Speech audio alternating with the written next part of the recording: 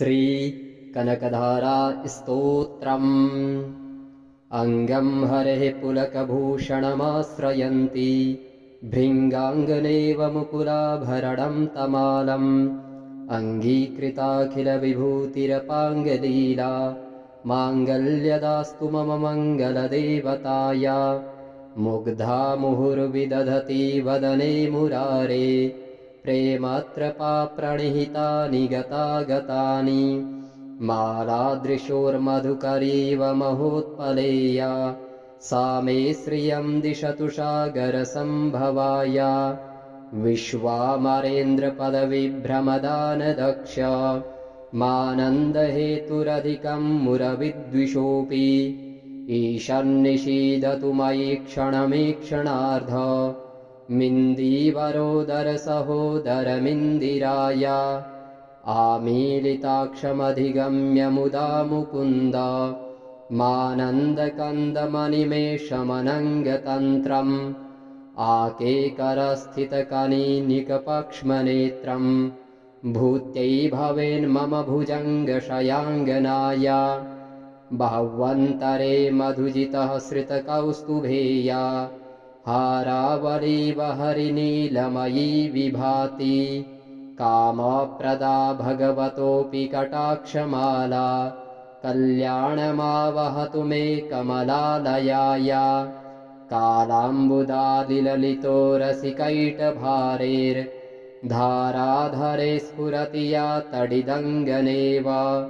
मातुः समस्तजगतां महनीयमूर्तिर्भद्राणि मे दिशतु भार्गवनन्दनाया। प्राप्तं पदं प्रथमतः किल यत्प्रभावान् माङ्गल्यभाजि मधुमाथिनि मन्मथेन। मय्यापतेत्तदिह मन्थरमेक्षणार्धम् मन्दालसं च मकरालयकन्यकाया। दद्याद्दयानुपवनो द्रविडाम्बुधारा मस्मिन्न किञ्चन विहङ्गशिशौ विषण्णे। दुष्कर्मघर्ममपनीय चिराय दूरम् नारायणप्रणयिनी नयनाम्बुवाहः। इष्टाविशिष्टमतयोऽपि यया दयार्द्र दृष्ट्या त्रिविष्टपपदं सुलभं लभन्ते। दृष्टिः प्रहृष्टकमलोदरदीप्तिरिष्टां पुष्टिं कसिष्ट मम पुष्करविष्टराया। गीर्देवतेति गरुडध्वजसुन्दरेति शाकम्भरीति शशिशेखरवल्लभेति। सृष्टिस्थितिप्रलयकेलिसुसंस्थितायै तस्यै नमस्त्रिभुवनैकगुरोस्तरुण्यै।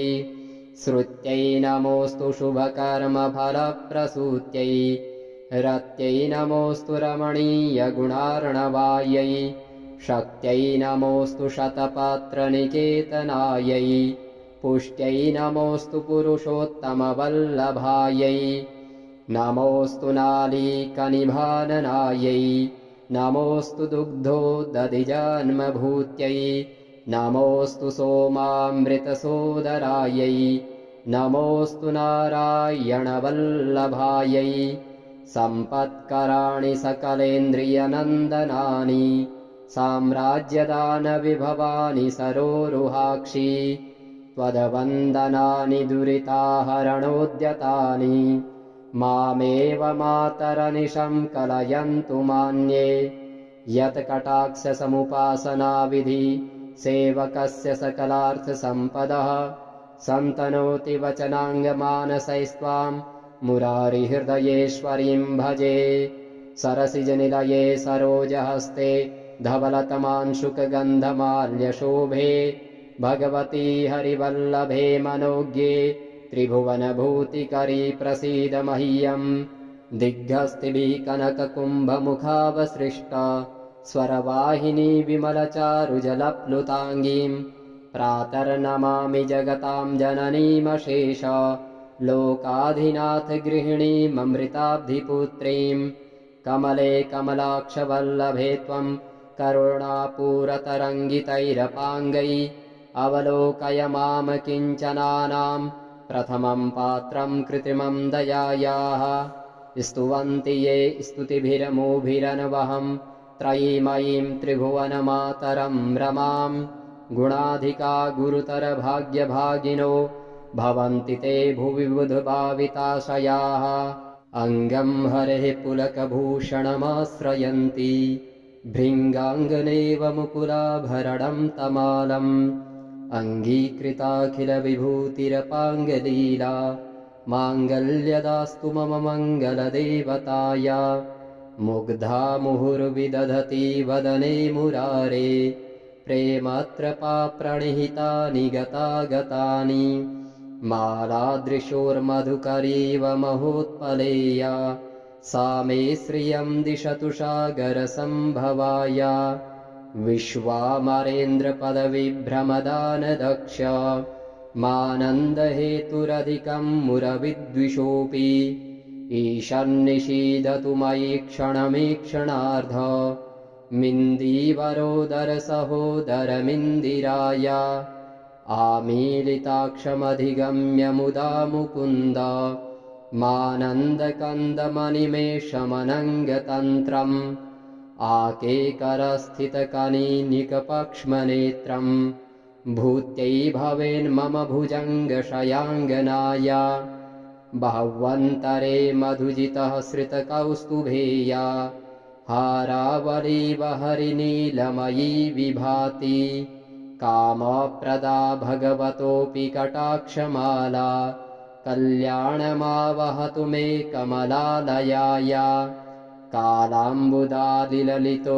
रसिकैटभारेर्धाराधरे स्फुरति या तडिदङ्गनेव मातुः समस्तजगतां महनीयमूर्तिर्भद्राणि मे दिशतु भार्गवनन्दनाय प्राप्तं पदं प्रथमतः किल यत्प्रभावान् माङ्गल्यभाजिमधुमाथिनि मन्मथेन मय्यापतेत्तदिह मन्थरमेक्षणार्धम् मन्दालसं च मकरालयकन्यकाय दद्याद्दयानुपवनो द्रविडाम्बुधारा मस्मिन्न किञ्चन विहङ्गशिशौ विषण्णे दुष्कर्मघर्ममपनीय चिराय दूरम् नारायणप्रणयिनी नयनाम्बुवाहः इष्टाविशिष्टमतयोऽपि यया दयार्द्र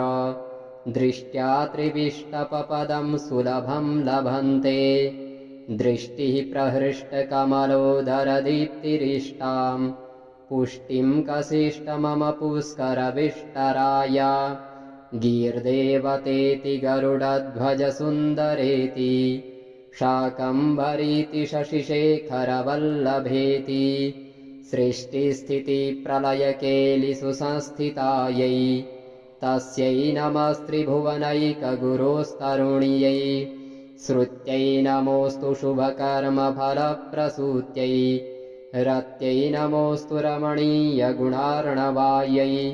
शक्त्यै नमोऽस्तु शतपात्रनिकेतनायै पुष्ट्यै नमोऽस्तु पुरुषोत्तमवल्लभायै नमोऽस्तु नालीकनिभाननायै नमोऽस्तु दुग्धोदधिजन्मभूत्यै नमोऽस्तु सोमामृतसोदरायै नमोऽस्तु नारायणवल्लभायै सम्पत्कराणि सकलेन्द्रियनन्दनानि साम्राज्यदानविभवानि सरोरुहाक्षि त्वदवन्दनानि दुरिताहरणोद्यतानि मामेव मातरनिशं कलयन्तु मान्ये यत्कटाक्षसमुपासनाविधि सेवकस्य सकलार्थसम्पदः सन्तनोति वचनाङ्गमानसैस्त्वां मुरारिहृदयेश्वरीं भजे सरसिजनिलये सरोजहस्ते धवलतमांशुकगन्धमाल्यशोभे भगवती हरिवल्लभे मनोज्ञे त्रिभुवनभूतिकरी प्रसीद मह्यम् दिग्गस्तिभिः कनककुम्भमुखावसृष्टा स्वरवाहिनी विमलचारुजलप्लुताङ्गीं प्रातर्नमामि जगतां जननीमशेष लोकाधिनाथगृहिणीममृताब्धिपुत्रीं कमले कमलाक्षवल्लभे त्वं करुणापूरतरङ्गितैरपाङ्गै अवलोकय मां किञ्चनानां प्रथमं पात्रं कृत्रिमं दयायाः स्तुवन्ति ये स्तुतिभिरमोभिरनवहं त्रयीमयीं त्रिभुवनमातरं रमां गुणाधिका गुरुतरभाग्यभागिनो भवन्ति ते भुवि बुधभाविताशयाः अङ्गं हरेः पुलकभूषणमाश्रयन्ति भृङ्गाङ्गनेव मुकुलाभरणं तमालम् अङ्गीकृताखिलविभूतिरपाङ्गलीला माङ्गल्यदास्तु मम मङ्गलदेवताया मुग्धा मुहुर्विदधति वदने मुरारे प्रेमत्रपाप्रणिहितानि गतागतानि मालादृशोर्मधुकरीव महोत्पलेया सा मे श्रियं दिशतु सागरसम्भवाया विश्वामरेन्द्रपदविभ्रमदानदक्ष मानन्दहेतुरधिकं मुरविद्विषोऽपि ईशन्निषीदतु मयि क्षणमीक्षणार्ध मिन्दीवरोदरसहोदरमिन्दिराया आमीलिताक्षमधिगम्य मुदा मुकुन्द मानन्दकन्दमनिमेषमनङ्गतन्त्रम् आकेकरस्थितकनीनिकपक्ष्मनेत्रम् भूत्यै भवेन्मम भुजङ्गशयाङ्गनाया बाह्वन्तरे मधुजितः श्रितकौस्तुभेया हारावलीव हरिनीलमयी विभाति कामप्रदा भगवतोऽपि कटाक्षमाला कल्याणमावहतु मे कमलालयाया कालाम्बुदादिललितो रसिकैटभारेर्धाराधरे स्फुरति या तडिदङ्गनेव मातुः समस्तजगतां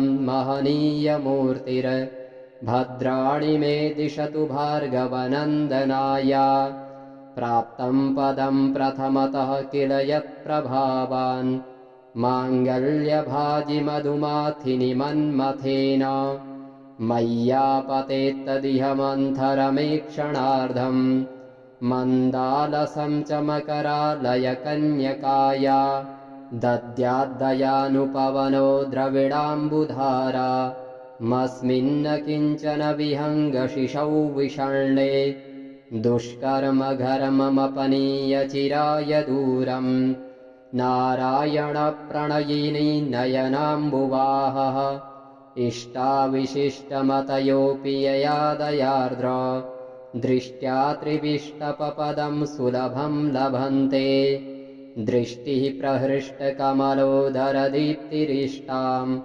पुष्टिं कसिष्ट मम पुष्करविष्टराया गीर्देवतेति गरुडध्वजसुन्दरेति शाकम्भरीति शशिशेखरवल्लभेति सृष्टिस्थितिप्रलयकेलिषु संस्थितायै तस्यै नमस्त्रिभुवनैकगुरोस्तरुण्यै श्रुत्यै नमोऽस्तु शुभकर्मफलप्रसूत्यै रत्यै नमोऽस्तु रमणीयगुणार्णवायै शक्त्यै नमोऽस्तु शतपात्रनिकेतनायै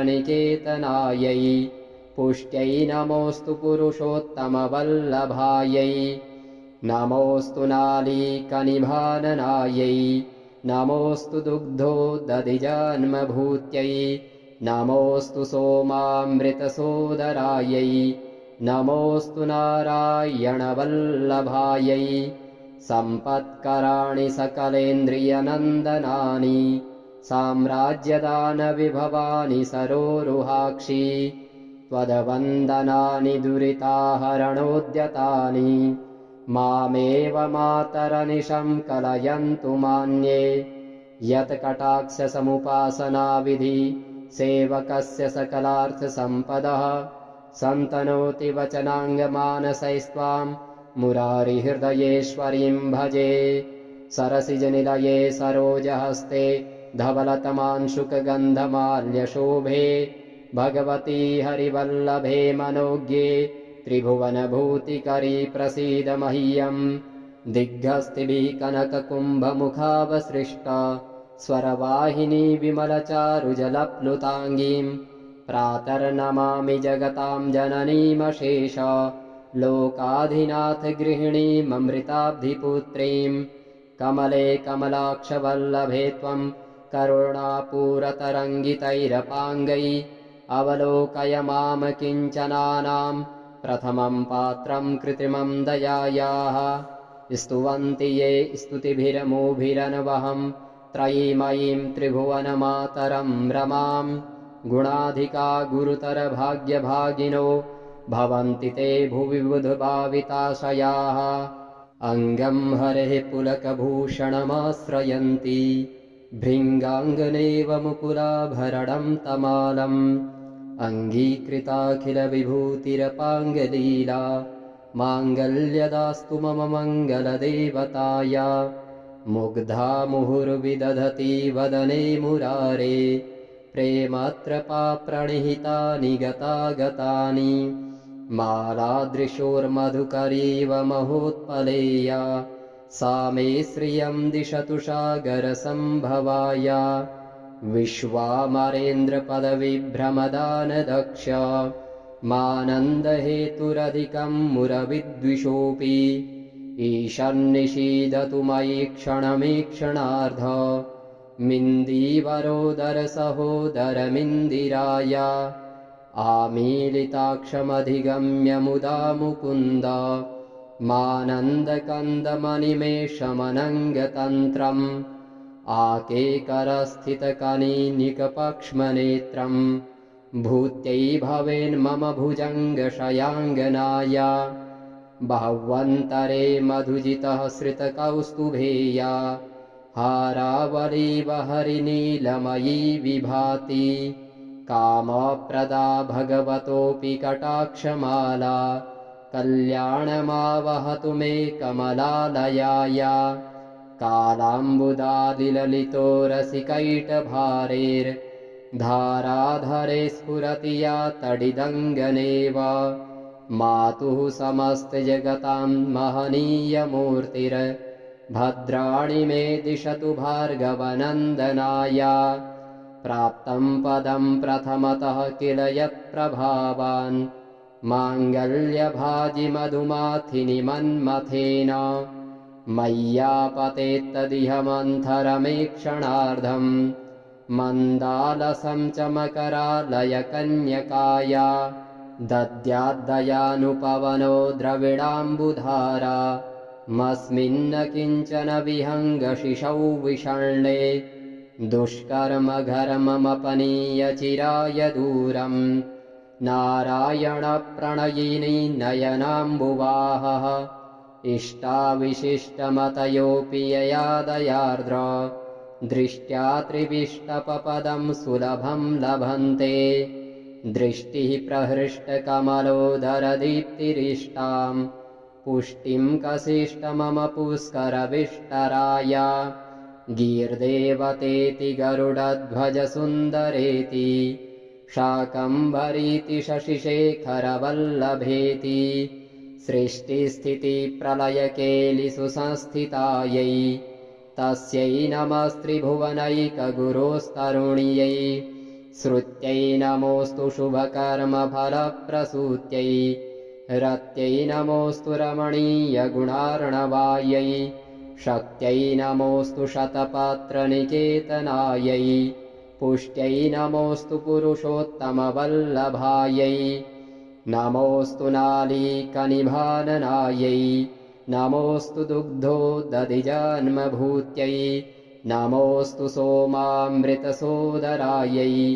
नमोऽस्तु नारायणवल्लभायै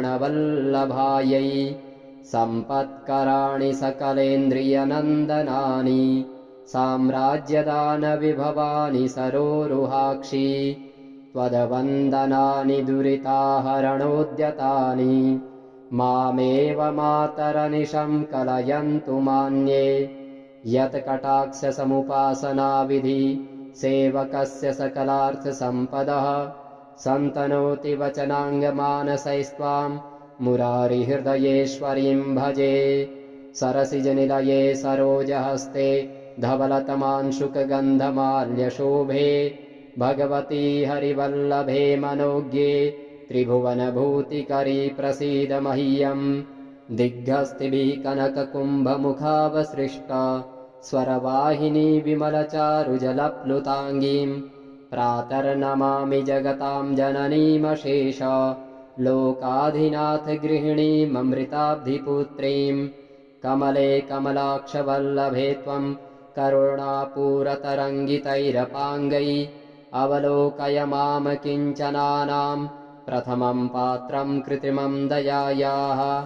स्तुवन्ति ये स्तुतिभिरमोभिरनवहं त्रयीमयीं त्रिभुवनमातरं रमां गुणाधिका गुरुतरभाग्यभागिनो भवन्ति ते भुवि बुधभाविताशयाः अङ्गं हरेः पुलकभूषणमाश्रयन्ति भृङ्गाङ्गनेव मुकुलाभरणं तमालम् अङ्गीकृताखिलविभूतिरपाङ्गलीला माङ्गल्यदास्तु मम मङ्गलदेवताया मुग्धा मुहुर्विदधति वदने मुरारे प्रेमत्रपाप्रणिहितानि गतागतानि मालादृशोर्मधुकरीव महोत्पलेया सा मे श्रियं दिशतु सागरसम्भवाय विश्वामरेन्द्रपदविभ्रमदानदक्ष मानन्दहेतुरधिकं मुरविद्विषोऽपि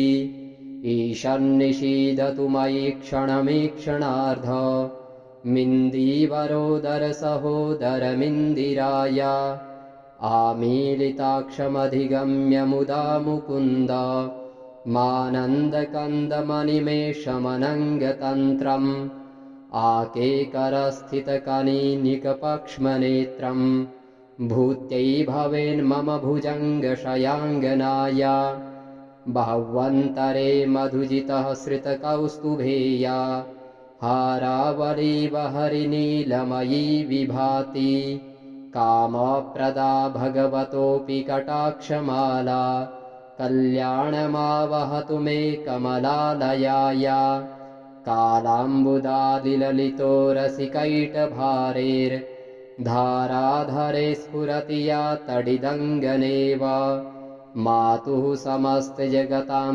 महनीयमूर्तिर्भद्राणि मे दिशतु भार्गवनन्दनाय प्राप्तं पदं प्रथमतः किल यत्प्रभावान् माङ्गल्यभाजिमधुमाथिनि मन्मथेन मय्यापतेत्तदिह मन्थरमेक्षणार्धम् मन्दालसं च मकरालयकन्यकाय दद्याद्दयानुपवनो द्रविडाम्बुधारा मस्मिन्न किञ्चन विहङ्गशिशौ विषण्णे दुष्कर्मघर्ममपनीय चिराय दूरम् नारायणप्रणयिनी नयनाम्बुवाहः इष्टाविशिष्टमतयोऽपि यया दयार्द्र दृष्ट्या त्रिविष्टपपदं सुलभं लभन्ते दृष्टिः प्रहृष्टकमलोदरदीप्तिरिष्टां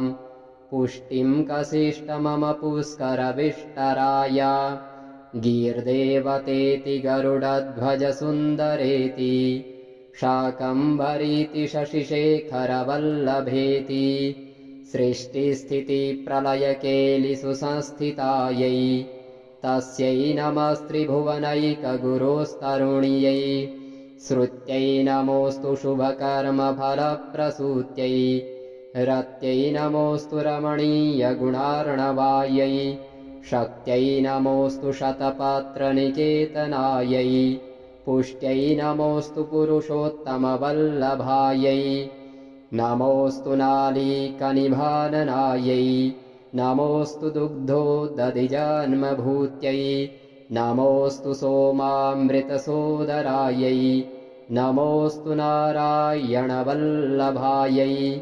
सम्पत्कराणि सकलेन्द्रियनन्दनानि साम्राज्यदानविभवानि सरोरुहाक्षि त्वदवन्दनानि दुरिताहरणोद्यतानि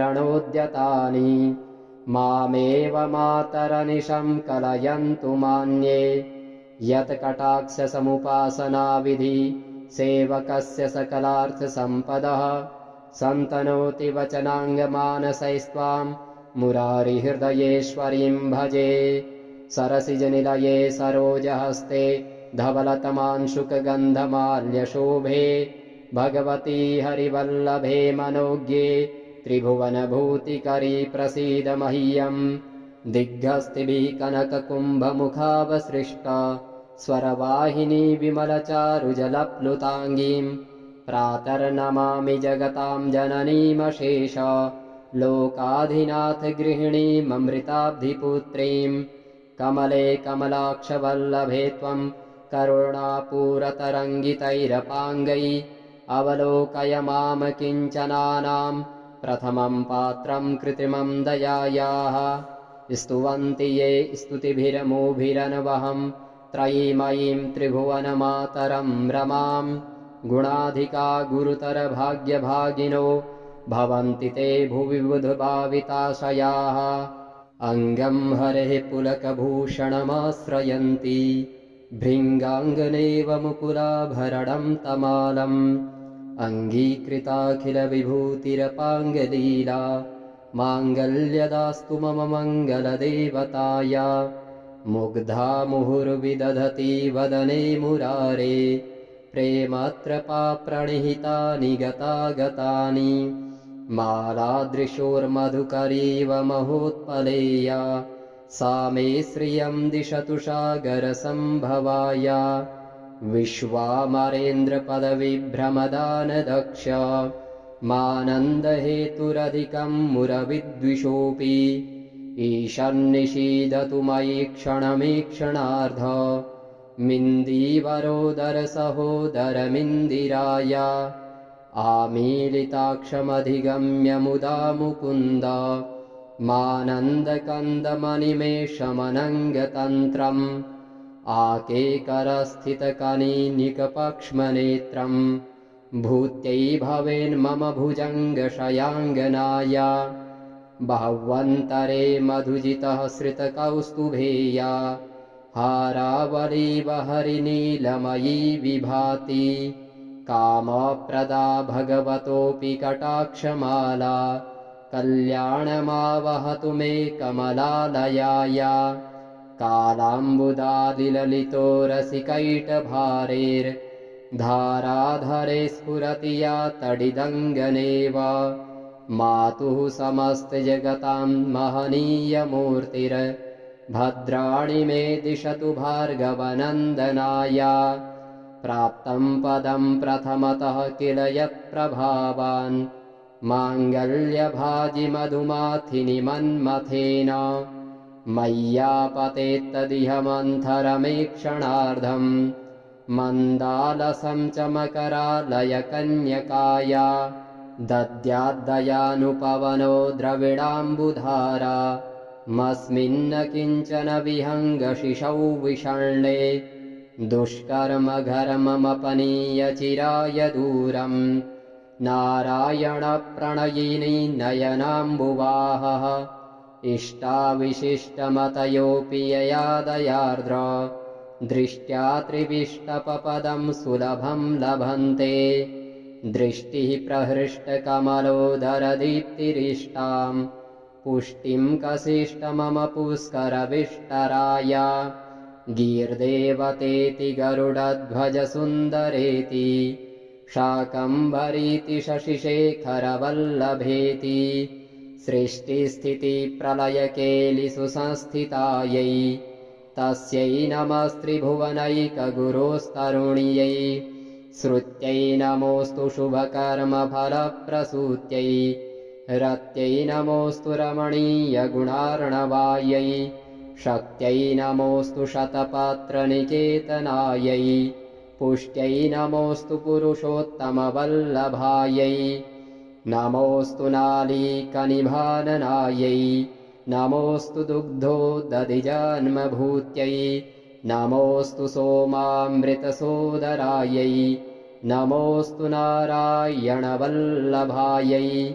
सम्पत्कराणि सकलेन्द्रियनन्दनानि साम्राज्यदानविभवानि सरोरुहाक्षी त्वदवन्दनानि दुरिताहरणोद्यतानि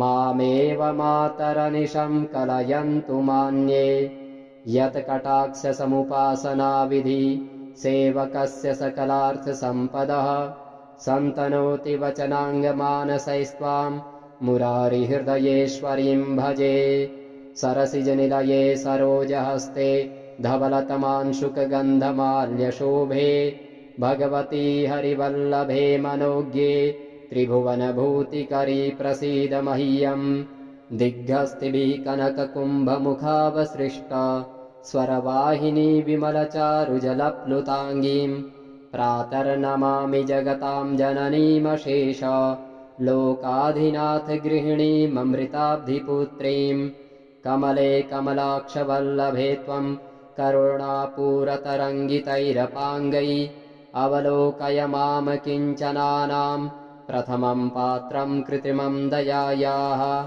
स्तुवन्ति ये स्तुतिभिरमोभिरनवहं त्रयीमयीं त्रिभुवनमातरं रमां गुणाधिका गुरुतरभाग्यभागिनो भवन्ति ते भुवि बुधभाविताशयाः।